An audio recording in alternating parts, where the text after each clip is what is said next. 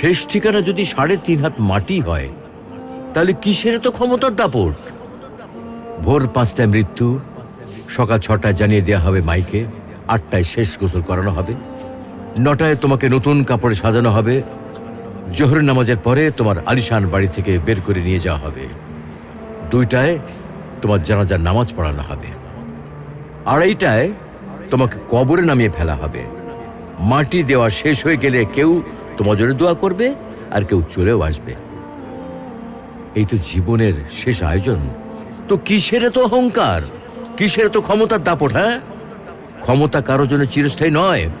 অন্যায়ভাবে কাউকে ঠকালে একদিন ঠিক নিজেকেও ঠকতে হবে, এটাই নিয়ম। হ্যাঁ, এটাই নিয়ম। ভোরের সূর্যোদয়ের আলোতে যে পৃথিবী আলোকিত হয়, সন্ধ্যার সূর্যাস্তে তা আবার হারিয়ে যেত দেখি। অসত্য দিয়ে সত্যকে কখনো ঢেকে রাখা যায় না। প্রকৃতি